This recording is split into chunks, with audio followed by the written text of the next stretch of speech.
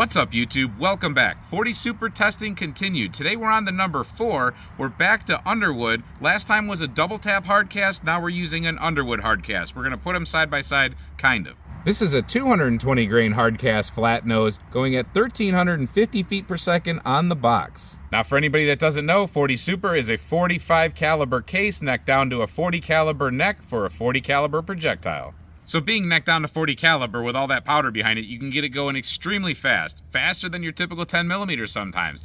So for a 40 caliber round to go as fast as this thing does and do as much damage as they usually do, it's a really cool round that's already been here, gone, been forgotten about. But hopefully, through testing like this and talking about it and sharing it with you guys, we can maybe be able to bring it back a little bit. You still can get components to reload it, but I guess the general thing is just check it out. Look up 40 Super and see what it's all about. The firearm we're going to be using today is a Remington R1 5-inch 1911, chambered in, of course, 40 Super. We're going to use this firearm to do accuracy testing on this B8 target. We're going to put 5 rounds through it and the chronograph to get an average velocity in foot-pounds. Then we're going to move the chronograph to right in front of the gel to capture the velocity of the projectile as it hits the gel, hopefully. We have 3 Ballistics gel blocks, 10%, 20 inches apiece for a total of 60 inches. And yes, it has been used a little bit, but we'll get a little bit more use squeaked out. Now, I always let everybody know that we do all of our accuracy testing offhand. I don't use a table, rest, bench, anything like that, because I'm basically checking this out for practical accuracy in the case of a defensive shooting or an animal attack. In any of those cases, you would not have the luxuries of tables, benches, rests, and things and so on.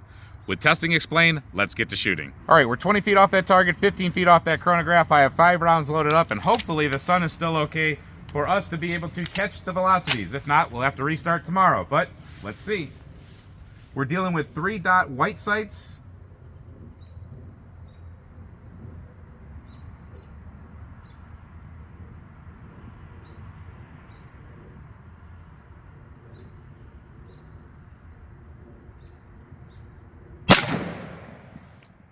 And that's a boom. We got 1255.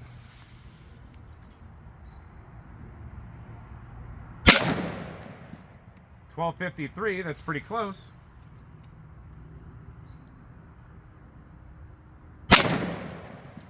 We got 1240, and I hear the brass chucking itself all the way over there.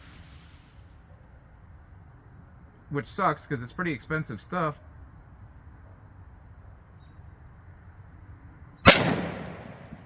$12.54.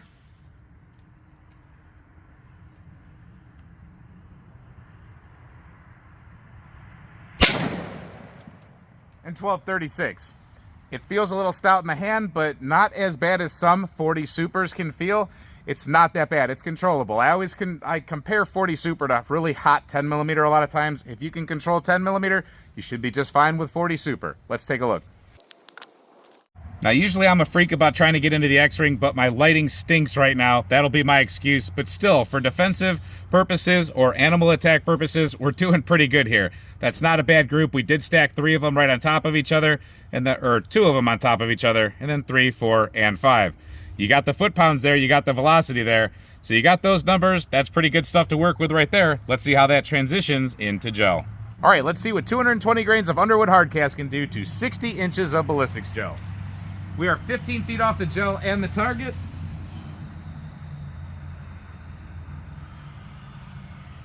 I think I got it in a good spot, and we were at 1262. Let's take a look.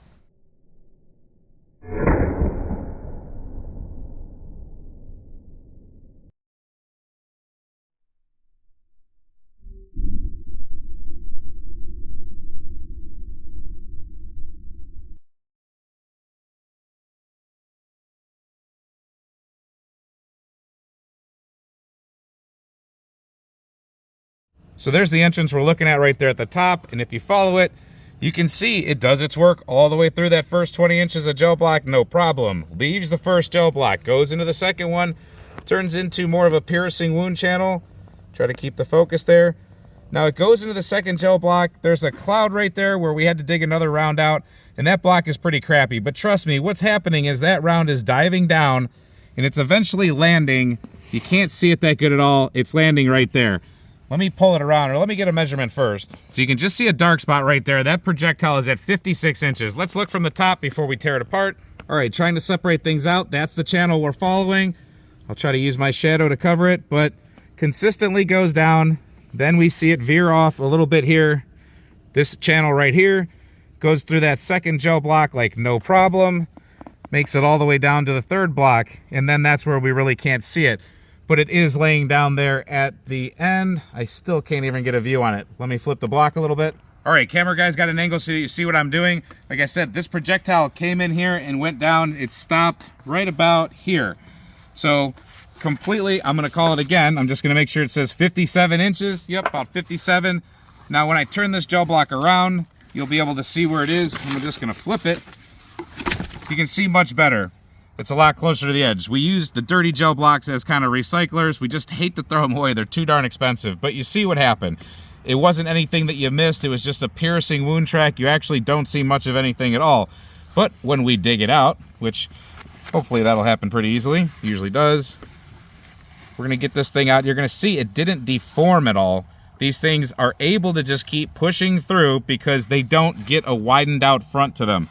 This one actually has a unique shape. I did not know that they made these in this shape, but it starts out here with a bore-sized top and a bore-sized bottom, but then there's not bore contact here in the middle. I don't know, it's almost like a dumbbell with an arrowhead on it. Pretty interesting. I do kind of think that that's wild a little bit. I've never really taken one of these out and looked at it, but it doesn't deform, and it definitely does a job of penetrating, that's for sure. This thing made it through almost 60 inches of gel block. That's a 40 Super 220 grain hardcast.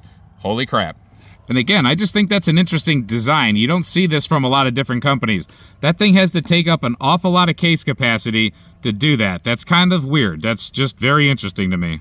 I mean, I've seen some cool stuff, but I'm just not sure about this. I'm gonna have to pull one of these and see what it looks like unfired. But this is really interesting. You see where if you take the knife here and you push them back, you can see it might have stretched out or worn that down a little bit. And here's where the neck is supposed to grab onto that round. So when they crimp it, there is the proper arrowhead shape there to not allow this bullet to pull or set back, hopefully. But then right around here is where you would see this groove. And if this is true, if this is what it looks like when we pull it out, then you're gonna see that that takes up an awful lot of case capacity. Very interesting. So we did what we were supposed to do, and we went inside and we pulled the bullet. Now you can see it would be very abnormal sitting in the case like this. When we pulled it, we found out, wow, this thing really did stretch an awful lot. When compared to one that's not been fired, totally different story. I don't know what exactly caused this. I've never seen a bullet stretch quite like this. I'm not sure if it was due to neck tension and then the thrust going forward. I have no idea what kind of physics were going on inside that cartridge or inside the barrel. I don't think that that was an action of hitting the gel. I could be totally wrong, but wow, that is very wild. That is very weird. And I'm not sure what I think about that. Let me know if you guys have ever seen anything like this. I'm very interested in the comments as to what you guys think might have happened here. And now that we've realized that this is happening, I have to investigate further to see if this is happening as the bullet leaves the gun or in the gun itself. I want to know if these bullets that hit this target hit true, because now that I look at it after learning what we've learned, it doesn't seem like this one, or this one hit completely straight on, and it looks like we might have had actually two tumbling side smacks right here. I'm not sure. We will look into this. So there you go. You got slow motion for temporary. You saw the gel there for permanent. We saw the depth that it got by measuring. We see the accuracy that it gets. Not my best shooting today, but still pretty accurate in my opinion. For being one of the hotter cartridges, definitely handleable. Let me know what you think. Would this be good for hunting? Would this be good for defense? What would you use this for? And do any of you have a 40 Super? And have you used this before? Let us know in the comments. Hope you enjoy this kind of testing. Thank you for watching this video. And until we see you next time, stay safe, have fun, and keep shooting.